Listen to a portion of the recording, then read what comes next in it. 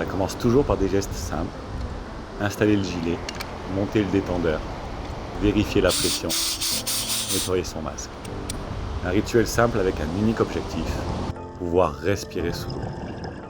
Pouvoir découvrir un monde qui n'est pas le mien, atteindre des profondeurs où tout est différent. La plongée sous-marine, c'est une aventure, où mon instinct d'explorateur se réveille. D'ailleurs, il me semble avoir vu bouger au fond de cette grotte. J'ai pas rêvé, il y a quelque chose de vraiment gros au fond. Je vais aller voir d'un peu plus près.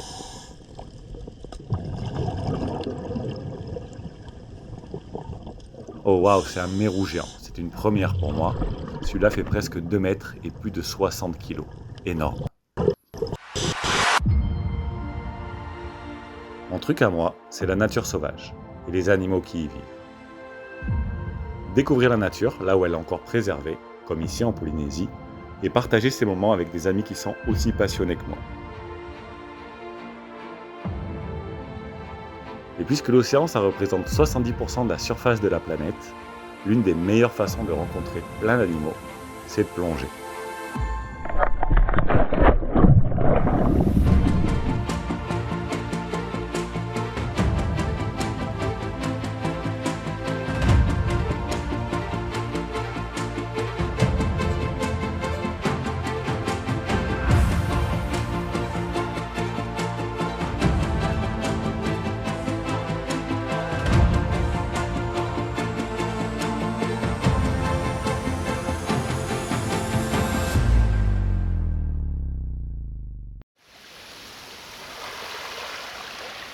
Étape numéro 1, partir dans un endroit le plus sauvage possible. Ça tombe bien, on part pour un îlot, où on va vivre avec seulement une poignée d'habitants pendant quelques jours.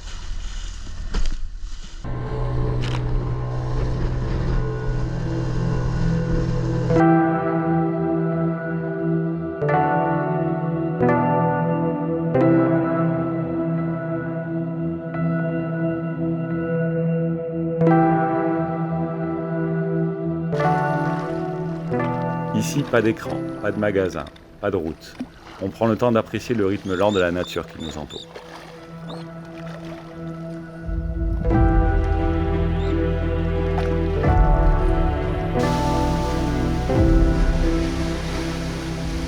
Et tout autour de nous, des récifs de rêve qui font le bonheur des copains. Car un récif en bonne santé, ça veut dire du surf de qualité.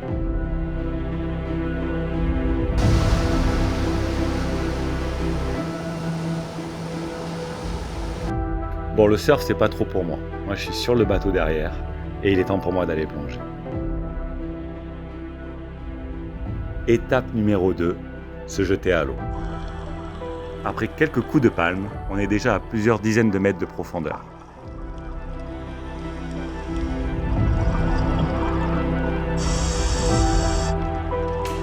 Aussi profond, les couleurs ont disparu. Tout n'est que nuances de bleu. Les sensations sont étranges. C'est l'ivresse des profondeurs qui peut affecter le comportement du plongeur. Prudence et rigueur sont de mise. D'ailleurs, aussi profond, le temps est limité. Donc après quelques minutes, on remonte vers des profondeurs plus confortables.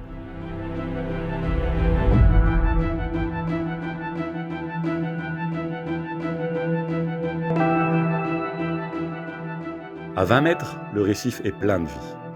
Et je me retrouve au milieu d'un banc de milliers de chinchards, des sortes de grosses sardines, qui forment un mur compact devant moi. Tellement de poissons, c'est incroyable. Alors je me dis que dans un récif aussi riche, il y a forcément des gros prédateurs. Une silhouette massive apparaît. C'est un requin de 4 mètres de long qui se trouve juste devant moi. J'en crois pas mes yeux, c'est un grand requin marteau. Et c'est l'espèce qui domine la chaîne alimentaire ici.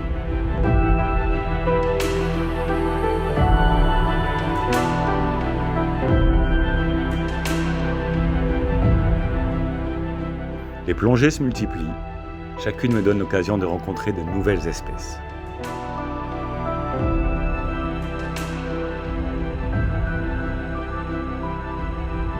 La fin de journée approche et d'un coup, l'atmosphère change. Les ailerons blancs du récif sont maintenant en chasse et ils sont nerveux.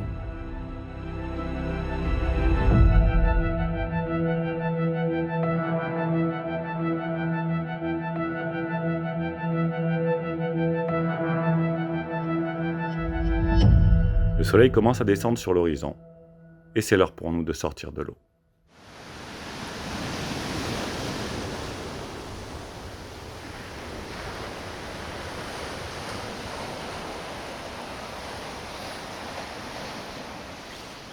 Après la plongée, pendant que je regarde l'océan, je repense à ce monde dans lequel je ne peux rester qu'un temps limité et où pourtant je veux déjà retourner.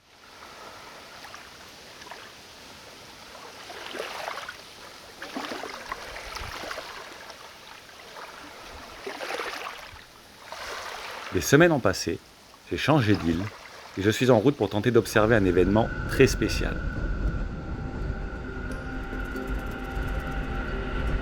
En observant ces paysages grandioses, je ne sais pas encore que je vais faire ici l'une des meilleures plongées de ma vie.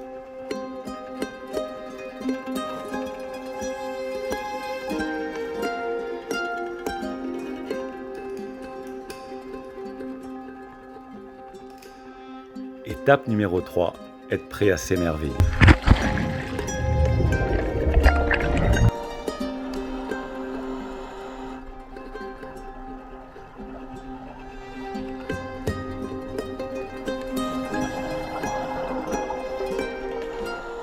L'eau est très claire, je suis à 30 mètres de profondeur et je vois quelques mérous immobiles sur le fond.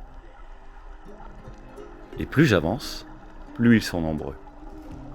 Genre vraiment nombreux, jusqu'à atteindre un nombre inimaginable.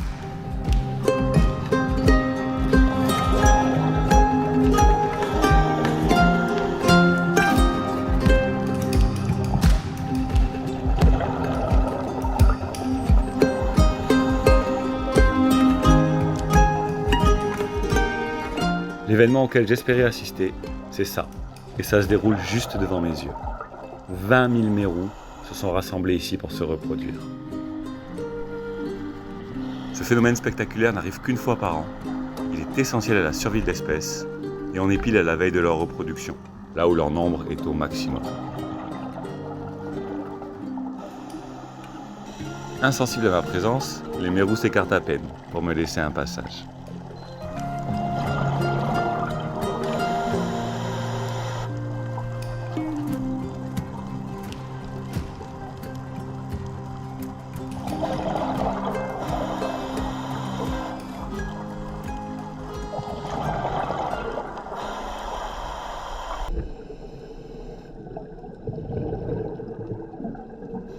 La plongée continue, on a laissé les mérous derrière nous, mais je ne suis pas au bout de mes surprises.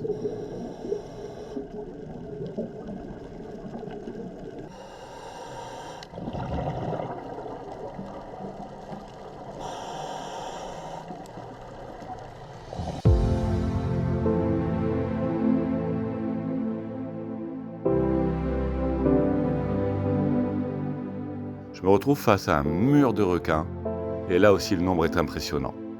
Environ 700 requins gris ont élu domicile au milieu de la passe, attirés par la promesse de tant de nourriture.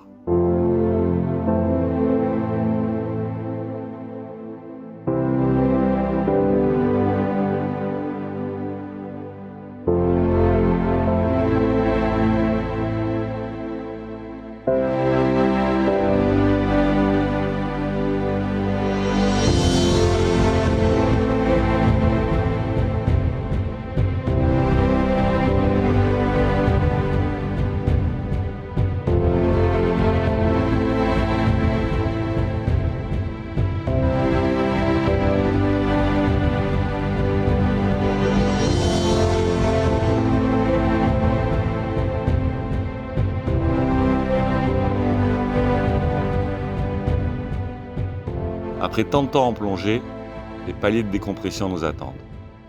Et nous les faisons en nous laissant dériver au milieu des récifs colorés et des bancs de poissons tropicaux. Ces récifs coralliens préservés sont un trésor à l'échelle planétaire, où l'émerveillement semble ne jamais s'arrêter.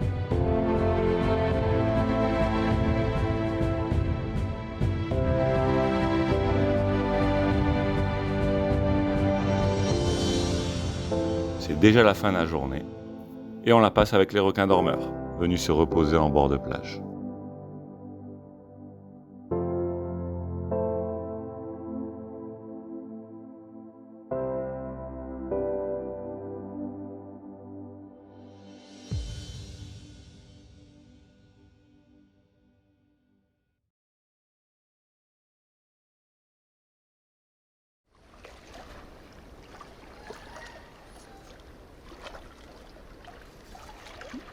J'ai encore une fois changé d'île et je profite de la nuit tombée pour plonger dans une toute autre ambiance.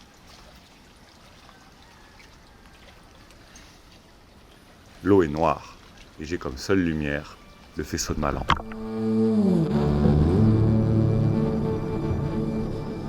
Je ne vois qu'une petite partie du monde nocturne qui m'entoure, alors je me force à pas trop penser à ce qui se passe dans l'obscurité autour de moi.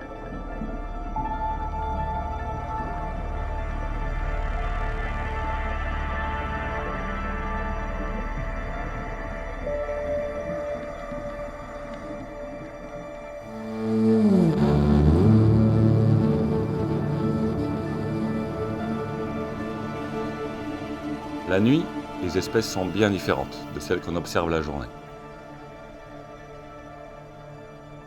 Plein de crustacés, partout. Ils sont de sortie. Mais ils sont aussi prêts à se cacher à la moindre alerte. Car les poulpes, leurs plus féroces prédateurs, sont à la recherche d'une proie facile.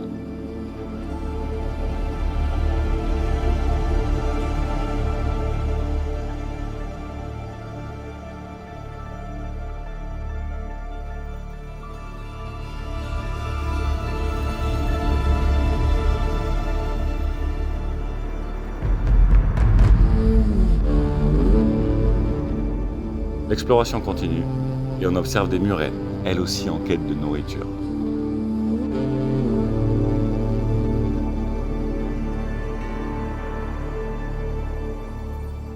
Dans le noir, la plupart des poissons dorment et le récif semble au ralenti.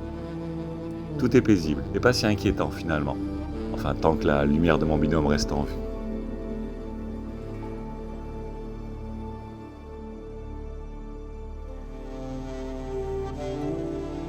Plus loin, dans les eaux sombres, des animaux aux allures extraterrestres font leur apparition.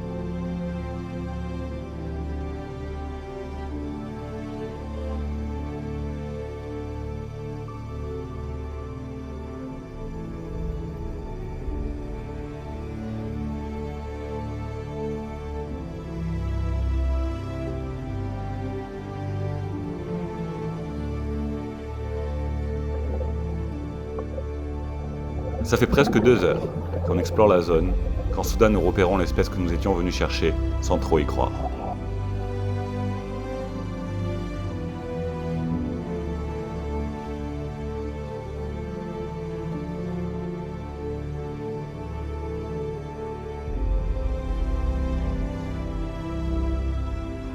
Un hippocampe à épines a trouvé refuge dans les herbiers du fond. Cette rencontre est rarissime en Polynésie et me rappelle tout ce qu'il me reste à découvrir. C'est sûr, de nombreuses plongées m'attendent encore.